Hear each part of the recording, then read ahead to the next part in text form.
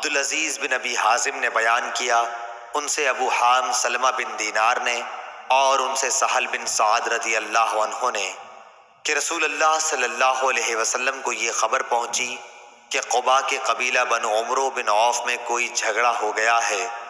اس لیے آپ صلی اللہ علیہ وسلم کئی اصحاب کو ساتھ لے کر ان میں ملاپ کرانے کے لیے تشریف لے گئے۔ وہاں آپ صلی اللہ علیہ وسلم صلح صفائی کے لیے ٹھہر گئے۔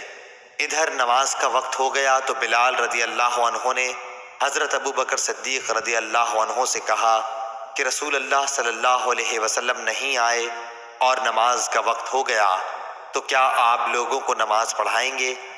آپ نے جواب دیا کہ ہاں، اگر تم چاہتے ہو تو پڑھا دوں گا۔ چنانچہ بلال رضی اللہ عنہ نے تکبیر کہی اور ابو بکر نے آگے بڑھ کر نیت باندھ لی۔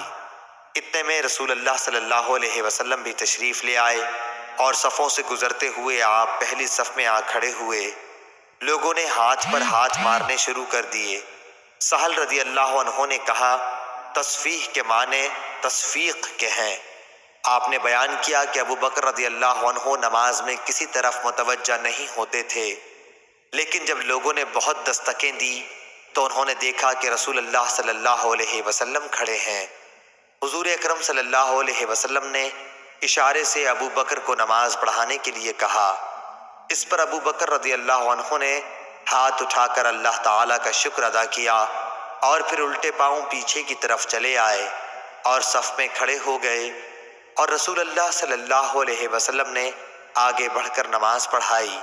نماز سے فارغ ہو کر آپ صلی اللہ علیہ وسلم لوگوں کی طرف متوجہ ہوئے اور فرمایا کہ لوگو، یہ کیا بات ہے کہ جب نماز میں کوئی بات پیش آتی ہے تو تم تالیاں بجانے لگتے ہو؟